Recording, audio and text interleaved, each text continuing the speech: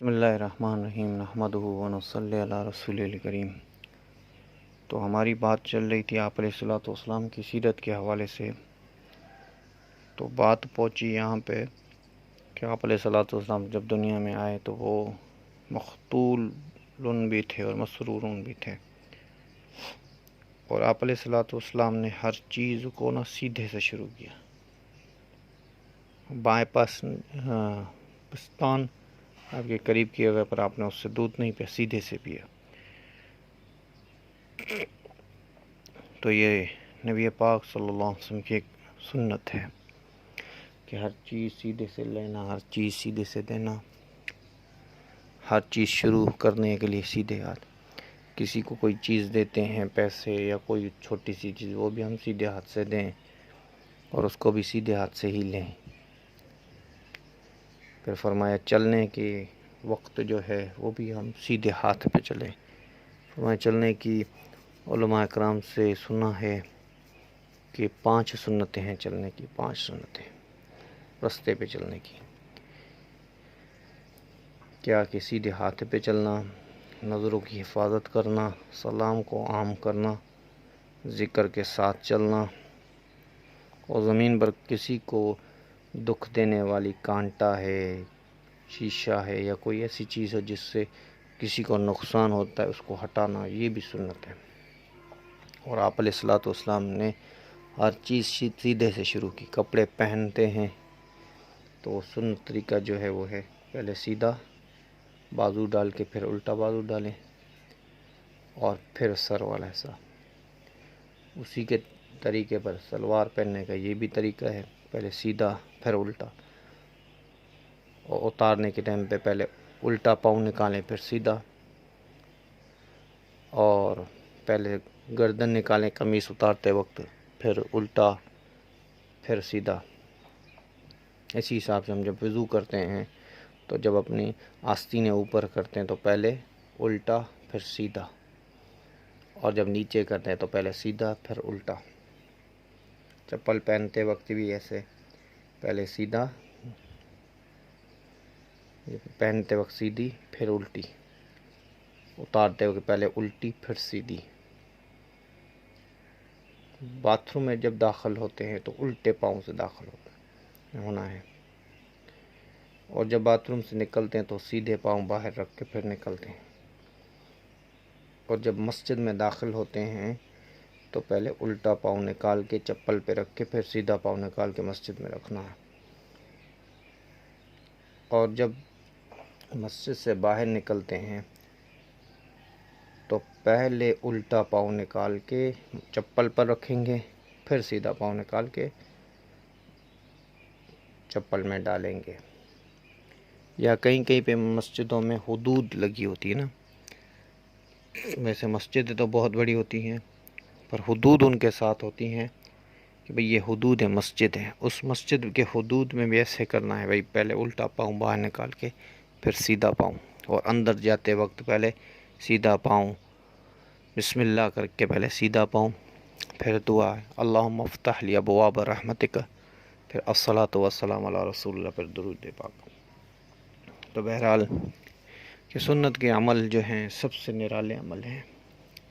تو بات چل رہی تھی اس کے بعد جو عرب کا رواج تھا کہ شہروں میں جو ہے ان کی زبانیں بھی تھوڑی دنیا آتی تھی وہاں پہ حج کرنے کے لیے، اور دنیا کے لوگ آتے تھے حج کرنے کے، اس لیے تھوڑی سی بدل جاتی تھی، اور کھانا بھی ان کا شہروں کی طرح کھانا جیسا آج ہمارے پاس ہے شہروں میں کیسے کھانا ہے، ویسے ان کا بھی کھانا تھوڑا عجیب قسم کا ہو جاتا تھا، مطلب چینجنگ بہت ساری ہو جاتی۔ اس لیے جب بھی کوئی بچہ ہوتا تو ان کو وہ گاؤں بھیجتے تھے، کیونکہ گاؤں کی جو ملائیاں، گاؤں کی جو کھانے ہیں سب آپ کو پتہ ہے کیسے، خالص تیل، خالص گھی، خالص یہ ہر چیزیں خالص وہاں پہ ملتی ہیں۔ اس لیے نبی پاک صلی اللہ علیہ وسلم کو بھی گاؤں بھیجنے کے لیے تھا۔ بنو سعد کے بہت سارے لوگ آئے تھے بچوں کو اٹھانے کے لیے اور ان کی پرورش کرنے کے لیے۔ تو آپ علیہ الصلوۃ والسلام کو کسی نے نہیں اٹھایا، اور سارے بچے اٹھا کے لے کے گئے جو دائیاں تھیں۔ تو بی بی حلیمہ نے اپنے جو اس کا شوہر تھا، خاوند تھا، حارث نام تھا اس کو اس نے کہا کہ اے حارث، مجھے بھی ایک بچہ چاہیے، پر یہ یتیم بچہ ہے، پر مجھے یہی بچہ چاہیے کیونکہ مجھے بچہ لے کے پھر ہی جانا ہے۔ تو عبد المطلب کے پاس گئے تو حارث بڑے خوش ہوئے کہ آپ نے اس بچے کو اٹھانے کا فیصلہ کیا۔ حارث بڑے خوش ہوئے تو اس نے کہا کہ ابو مطلب کے پاس گیا۔ ابو مطلب نے اس کو کہا کہ آپ کو پتہ ہے کہ یہ جو بچہ ہے وہ جو ہے یتیم ہے، اور میں جو ہوں عبد المطلب جو ہوں، میں کعبے کی خدمت کرتا ہوں، حاجیوں کو پانی پلاتا ہوں، سردار ہوں، اس لیے میں بھی اپنے ساری جتنی میرے پاس دولت ہے وہ بھی میں خرچ کر دیتا ہوں حاجیوں پہ، اسی لیے آپ ایسے نہ سوچیں کہ کوئی آپ کو معاوضہ ملے گا، کیونکہ پھر جب بچے ان کے پاس رہتے تھے تو دودھ پلاتے 1 سال 2 سال، تو ان کو پھر جو خوشی سے معاوضہ دیا جاتا تھا پھر اس پہ وہ بڑے خوش ہوتے تھے۔ تو عبد المطلب نے کہا اس پہ کوئی معاوضہ نہیں ملے گا آپ کو، پر بہرحال کہ یہ جو بچہ ہے وہ بڑا ہی بخت والا بچہ ہے۔ ابو مطلب نے پوچھا ان سے کہ تم کون ہو؟ اس نے کہا میں حلیمہ ہوں، اور بنو سعد سے میرا تعلق ہے، قبیلے سے۔ تو اس نے کہا کہ عبد المطلب نے کہا کہ حلیمہ حلم سے، سعد سعادت سے، اور محمد بھی، پھر فرمایا جو محمد ہے وہ بھی عالی نسل سے ہے، ایسے محمد نہیں۔ پھر حلیمہ فرماتی ہیں کہ میں اندر گئی تو آپ علیہ الصلوۃ والسلام جو تھے وہ سبز کپڑے پر لیٹے ہوئے تھے، سبز رشمی کپڑے پر لیٹے ہوئے تھے، اس پر سیدھے آپ لیٹے ہوئے تھے، اور آپ کی جو آنکھیں تھیں وہ آسمان کی طرف تھی، سیدھے تھے جیسے آسمان کو دیکھ رہے ہوں، اور آپ کا جو حسن و جمال دیکھ کے مجھے ایسا ڈر لگا کہ ایسے نہیں کہ میں آپ کو اٹھاؤں اور یہ چہرے اور یہ آپ کا تبسم، یہ ان سب سے میں محروم ہو جاؤں، اس منظر سے میں محروم ہو جاؤں۔ تو مجھے بڑا ڈر لگا اس بات میں کہ آپ کو اٹھاؤں اور مجھ سے یہ منظر چلا جائے گا جو میں نے ابھی دیکھ رہی ہوں۔ تو میں نے بی بی آمنہ رضی اللہ تعالیٰ عنہ سے پوچھا کہ یہ ہے آپ کا بیٹا؟ بی بی آمنہ رضی اللہ تعالیٰ عنہ نے فرمایا ہاں یہ ہے میرا بیٹا، اور یہ پیدائشی مقتول ہے اور مسرور ہے، مطلب ختنہ ہوا پڑا تھا پیدائشی، اور اس کی جو سورہ تھی جس کو ہم دنی کہتے ہیں وہ بھی کٹی ہوئی تھی، تو میں پیدائشی سے۔ اے حلیمہ، یہ میرا بچہ جو ہے یہ بڑے شان والا بچہ ہے، یہ کوئی عام بچہ نہیں ہے، بڑے شان والا بچہ، اس کا چہرہ تمہیں بتائے گا کہ یہ بڑے شان والا۔ اگر تم لینے کے خیال رکھتے ہو تو اس کا خیال بڑا رکھنا، تو حضرت حلیمہ رضی اللہ تعالی عنہ نے ان کو اٹھایا اور گود لیا۔ تو فرماتی ہیں کہ جب کسی روایت میں آتا ہے حلیمہ کے پاس جو سواری تھی وہ گدھا تھی، کسی روایت میں آتا ہے کہ کوئی اونٹنی تھی، بڑی کمزور کسی تھی، بہرحال سواری تھی۔ تو حارث نے جب آگے بیٹھے اور نبی پاک صلی اللہ علیہ وسلم کو پیچھے بٹھایا بی بی حلیمہ کے گود میں، تو وہ جو سواری تھی وہ چل ہی نہیں پا رہی تھی۔ کہا کیا ماجرا ہے؟ اس نے کہا شاید شہر کی وجہ سے اس پہ تھوڑا سا وہ اثر آ گیا ہے، تم ایسے کرو کہ باہر اس کو نکال۔ پھر حارث نے نکیل سے پکڑ کے اس سواری کو باہر نکالا حتیٰ کہ مکے کے باہر ہو گئے۔ پھر حارث نے بٹھایا، پھر بھی وہ سواری نہ چلے، تو حارث نے کہا حلیمہ مجھے ایسا لگتا ہے کہ یہ بچہ بڑے شان والا ہے، یہ بچہ جو ہے بڑے شان والا ہے، اور اس کا مالک نہیں چاہتا کہ یہ پیچھے بیٹھے، اس کا مالک نہیں چاہتا کہ یہ پیچھے بیٹھے، اس کو آگے بیٹھائیں۔ پھر ہم نے اس کو، انہوں نے کہا کہ حارث نے کہا کہ میں نے بچے کو پکڑا اور آگے بیٹھا۔ جب میں بچے کو پکڑ کر آگے بیٹھا تو وہ سواری جیسے کہ اس میں جان پڑ گئی ہو، اور وہ ایسے بھاگی ایسے بھاگی ایسے بھاگی کہ ساری سواریوں کو پیچھے چھوڑ گئی۔ تو چلنے میں ایسے بھاگی کہ ساری سواریوں کو صرف آگے بھاگی۔ تو بنو سعد کے جو باقی جو جا رہے تھے راستے سے، کہ حلیمہ تم نے کیا کر دیا، آخر سواری بدل دی کیا؟ حلیمہ نے کہا سواری تو نہیں بدلی، پر سوار اب بدل گیا ہے۔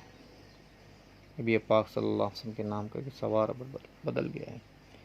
اور حلیمہ فرماتی ہیں کہ میرے ایک بیٹا اپنا مطلب تھا ذاتی، اور وہ بھی دودھ بھی تھا، اور میرے پاس اتنا دودھ بھی نہیں ہوتا تھا کہ میں اس بیٹے کی پوری کرتی، اور وہ بیٹا سارا دن روتا رہتا تھا۔ اس کا نام تھا عبداللہ، رضائی بھائی تھا آپ علیہ الصلوۃ والسلام کا۔ اور فرمایا جب نبی پاک صلی اللہ علیہ وسلم آئے تو میرے پاس میرے جسم میں اتنا دودھ آ گیا، اتنا دودھ آ گیا، اتنا دودھ آ گیا کہ محمد صلی اللہ علیہ وسلم اور عبداللہ دونوں پیتے تھے، پھر بھی میرے پاس دودھ بھرا ہوتا تھا، دونوں پیٹ فل کر کے پیتے تھے۔ تو آپ علیہ الصلوۃ والسلام کا جو یہ خاندان تھا، یہ سارا یہ بھی چنا ہوا تھا۔ پہلے زندگی مکے کی ہم دیکھیں، پیدائش کی زندگی دیکھیں، پھر یہ زندگی دیکھیں۔ اور آپ علیہ الصلوۃ والسلام کی رضائی دو بہنیں تھیں، ایک کا نام تھا شیمہ، دوسرا کا نام انیسہ، شیمہ اور انیسہ، اور انیسہ بھی ہم کہہ سکتے ہیں کہ الف پہ زبر ہوگی تو انیسہ بھی ہو جائے گا۔ تو فرماتی ہیں کہ پہلے دن ہی میں یہ جسم میں اتنا دودھ ہو گیا تھا کہ آپ علیہ الصلوۃ والسلام نے بھی اور عبداللہ نے بھی، جو آپ علیہ الصلوۃ والسلام کا رضائی بھائی ہے، انہوں نے پیٹ فل کر کے پیا۔ پھر اس کے بعد کہا، فرمایا کہ میرا گھر جو تھا وہ اتنا اچھا نہیں تھا، اور اس میں اللہ نے خوشحالی ڈال دی۔ بکریوں میں دودھ نہیں ہوتا تھا، پر جب شام کو بکریاں آئیں تو دودھ سے بھری ہوئی، بلکہ ایک مری ہوئی اونٹنی تھی ہمارے پاس، بی بی حلیمہ فرماتی ہیں کہ ایک مری ہوئی اونٹنی تھی ہمارے پاس، وہ اتنی مری ہوئی تھی کہ وہ کھڑی بھی صحیح ٹھیک سے نہیں ہو پا رہی تھی۔ اور جب آپ علیہ الصلوۃ والسلام آئے اسی دن اس میں جیسے کہ جان آ گئی، وہ کھڑی ہو کے، اور اس کے دودھ کے جو انہیں نیچے سے لٹکنے لگے دودھ والے، کہ مجھ سے دودھ نکالو۔ تو حارث نے کہا اے حلیمہ برتن دو، میں اس میں سے دودھ نکالوں۔ وہ اونٹنی بھی کھڑی ہو گئی۔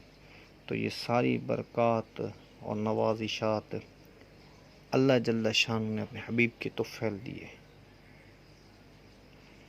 اور نبی پاک صلی اللہ علیہ وسلم کی جو زندگی اتر ہے، حلیمہ سے پہلے، جب حلیمہ کی زندگی دیکھیں نبی پاک صلی اللہ علیہ وسلم سے پہلے، ان کی زندگی خالی تھی۔ جب آپ علیہ الصلوۃ والسلام کی زندگی میں تو بڑھ گئی ان کی زندگی، ہر چیز کے لحاظ سے اللہ نے برکتوں کے انبار دے دیے۔ تو اگر آپ علیہ الصلوۃ والسلام کی زندگی ہماری زندگیوں کے اندر آئے گی تو میں اور آپ سوچیں کہ کیا اللہ جل شانہ ہمیں ہلاک کر دے گا؟ سب سے زیادہ عزت والا اللہ پاک اس کو بنائے گا جو آپ علیہ الصلوۃ والسلام کی زندگی کو اپنائے گا۔ تو حلیمہ فرماتی ہیں کہ آپ علیہ الصلوۃ والسلام دوسرے بچوں کی نسبت زیادہ بڑھتے تھے۔ دوسرے بچے مہینے میں جتنا بڑھتے تھے، آپ علیہ الصلوۃ والسلام ایک دن میں اتنا بڑھتے تھے۔ اور فرماتی ہیں کہ آپ علیہ الصلوۃ والسلام 2 سال کے تھے تو ایسے لگتے تھے کہ 6 سال کے نظر آ رہے ہوں۔ اور فرمایا کہ آپ علیہ الصلوۃ والسلام نے 4 مہینوں میں کی عمر میں بولنا شروع کر دیا تھا۔ تو حضرت ابوبکر صدیق رضی اللہ تعالیٰ عنہ ایک زمانے میں آپ علیہ الصلوۃ والسلام سے فرمانے لگے، یا رسول اللہ ہم بھی قریش ہیں، جبکہ آپ بھی قریش ہیں، تو ہماری بولنے میں اور آپ کے بولنے میں اتنا فرق کیوں؟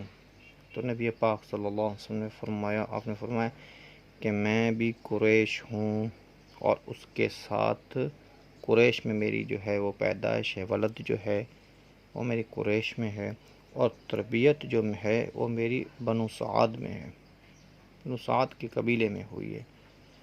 تو اسی لیے میں جو ہوں فصیح ہوں، بلیغ ہوں۔